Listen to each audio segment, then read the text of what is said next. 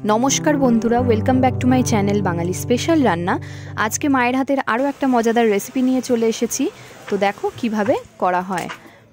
रेसिपिटार नाम सरप्राइज थाक, लास्टे बोलबो। एखाने देखो तीनटे बड़ो साइजेर आलू मा निये नियेछे, ता एटाके एरम भावे टुकरो टुकरो करे केटे दिच्छे। आलूगुलोके भालो करे एरकम चौको चौको करे केटे निये सेদ্ধ करते हबे। तो सेদ্ধ करार सुविधार जोन्नोई एरम भावे केटे नियेछे। तो देखो एक बाटिर मध्य आलूगुलोके तुले सेদ্ধ करे नेबे। तोमादेर जोदि प्रेसार कुकार थाके तोमरा प्रेसार कुकारे सेদ্ধ करे निते पारो। এই ধরনের স্ন্যাক্স রেসিপি বাড়িতে যদি কোনো গেস্ট আসে চটজলদি কিন্তু তৈরি করা যায়, খুব কম সময়ে আর অল্প কিছু ইনগ্রেডিয়েন্টস দিয়ে এত সুন্দর রেসিপি তৈরি করা যায়। তো দেখো আলুটা আমার সেদ্ধ হয়ে গেছে। এইবারে একটা বোলের মধ্যে জলটাকে ছেঁকে নেবে আলুর। এবারে ধনেপাতা নিয়ে নিয়েছে বেশ কিছুটা পরিমাণে, সেটাকে কুচি কুচি করে কেটে নেবে। তোমরা যারা এখনও আমাদের বাঙালি স্পেশাল রান্না চ্যানেলটিকে সাবস্ক্রাইব করোনি তারা অবশ্যই আমাদের বাঙালি স্পেশাল রান্না চ্যানেলটিকে সাবস্ক্রাইব করতে ভুলো না।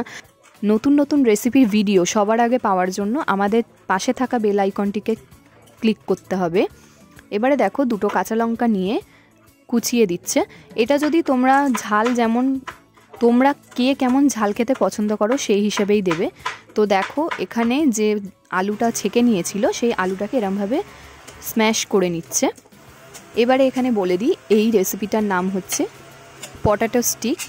তো দেখো এইভাবে আলুটাকে স্ম্যাশ করে নিয়েছে। এবারে এর মধ্যে দিয়ে দিচ্ছে।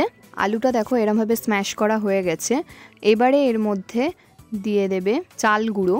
এবারে এর মধ্যে দিয়ে দেবে কর্নফ্লোর, পরিমাণ মতো নুন, আর দিয়ে দেবে গোলমরিচ গুঁড়ো, দেবে চিনি স্বাদ অনুসারে, আর দেবে চাট মশলা, দিয়ে ধনেপাতা যে আগে থেকে ধনেপাতা আর কাঁচা লঙ্কা কুচিয়ে রেখেছিল সেটা দিয়ে দিল। দিয়ে এই আলুটাকে ভালো করে মাখতে হবে। তো এখানে মা এই একটা হাতার সাহায্যে করেছে, তোমরা যদি হাত দিয়ে চাও হাত দিয়েই ম্যারিনেট করে নিতে পারো। এই স্ন্যাক্সটা খেতে এত সুন্দর হয় আর এত টেস্টি হয়, গরম গরম চায়ের সঙ্গে এটা করে দিলে বাড়ির কেউ খারাপ বলবে না। তো দেখো এর মধ্যে একটু পরিমাণ মতো হলুদ গুঁড়োও দিয়ে দিয়েছে, যেহেতু আলুটা কীরকম সাদাটে সাদাটে লাগছিল, এটা দিলে একটু কালারটা ভালো আসে সেই জন্য। তো ভালো করে মেখে নিতে হবে যাতে একটুও আলু গোটা থেকে না যায়। এটা আমার মনে হয় হাত দিয়ে মেখে নিলেই বেশি ভালো হয়। তো দেখো এবারে একটা যে জামা কাপড় একটা কোনো প্লাস্টিকে রাখলে সেই প্লাস্টিকটা আমরা ফেলে দিই না, সেই রকম যদি প্লাস্টিক একটা থাকে ওই এরমভাবে ঢুকিয়ে নিয়ে আলুর এই পুরটাকে এরম করে ঢুকিয়ে নিয়ে ভালো করে চেপে চেপে সমান করে নিতে হবে। কত সহজভাবে দেখো এই রকম দারুণ একটা জিনিস তৈরি করা যায়।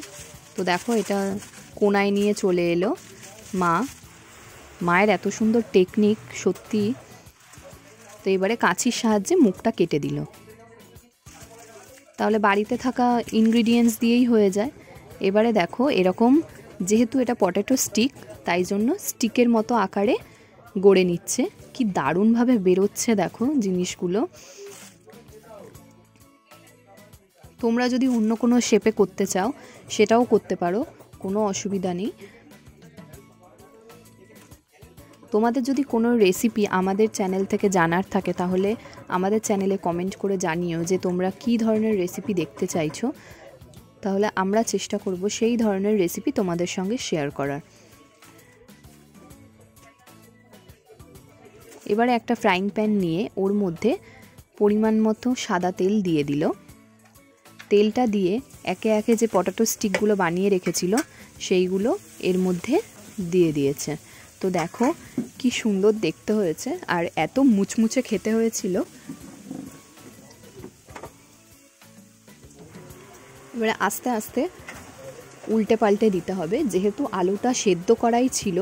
তো খুব বেশি যে ভাজতে হবে বা অনেকক্ষণ ধরে ভাজতে হবে তার কোনো কারণ নেই ভাজার। সেদ্ধ আলু এমনি একটু ভাজলে লালচে লালচে হয়ে যায়। তো দেখো আলু এইটা কিন্তু কমপ্লিট হয়ে গেছে, মা প্লেটে তুলে নিচ্ছে। কি দারুণ দেখতে হয়েছে না? খেতেও খুব সুন্দর হয়েছিল। এবারে দেখো নেক্সট টাইম যেগুলো মা বানিয়েছিল সেগুলোও একটা একটা করে দিয়ে দিচ্ছে।